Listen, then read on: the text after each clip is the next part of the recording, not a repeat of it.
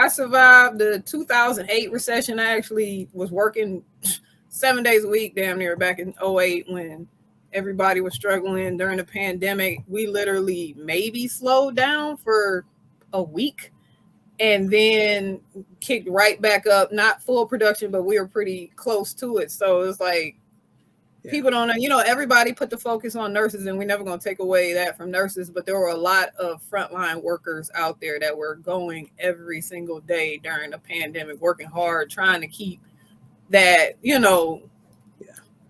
normal there as much as we could. So what year did you leave out of Ohio?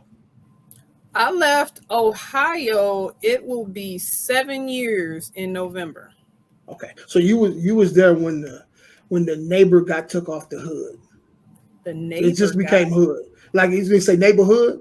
It's no longer the neighbor with the hood. It's just the hood, right? It's just. That's the first time I've heard that. Yeah, when the neighbor got took off the hood. The neighbor got took off the hood. But because I remember years ago when I was coming up, I remember knowing everybody on my block. You know what I'm saying? You knew the older lady up the street. You knew her daughter's in college or whatever the case is. You knew to take her, make sure she got her groceries or whatever the case is. But now you don't even know who your next door neighbor, even if you're living in an apartment complex. And see, that's crazy because so that's interesting. I never grew up like that because we moved so much.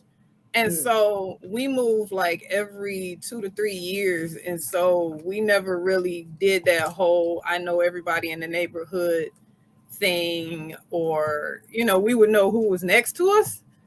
But aside from that, when you move around a lot, you really don't get that. Okay, so for you packing up and heading to Birmingham, that was just like another day for you. That wasn't it was. So for me, it goes a lot into, you have to realize what's good for you. And for me, I can't do winter. So mental health is very important. People need to be aware of their mental health. For me, I have seasonal affective disorder. So I'm self-diagnosing. I'll put it out there. But okay, you say seasonal. When you notice, seasonal affective disorder is when you lose your productivity in the wintertime because you have reduced sunlight hours. It's gray. It's miserable. It just takes a lot more effort to do simple things. You live up north. When it snows, you still go to work. When it's ice, you still go to work. When it's raining, you still go to work.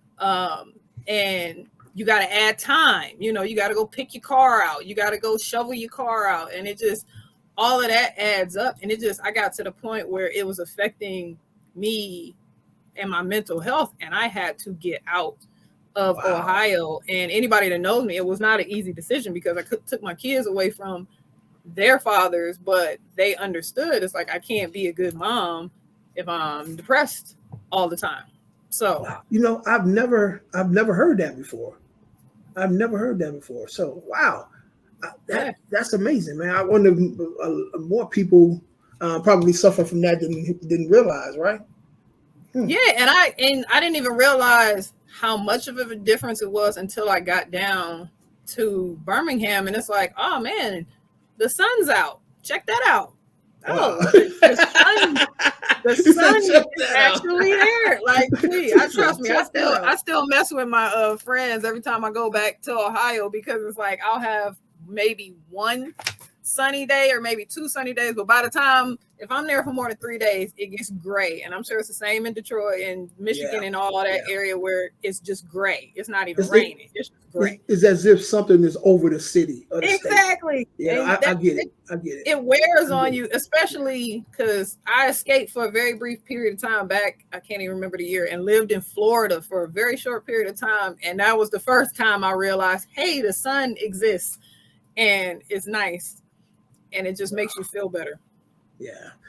But it's not forever. That is something, man. I'm going to have to talk to my wife about that because I know for years, though, I've been thinking about moving back to Michigan. My wife is like, she's not having it. You know what I'm saying? No. You can, and I understand definitely you can feel that too. Because in certain part of the city that we lived in, on certain parts, it was really, really dark.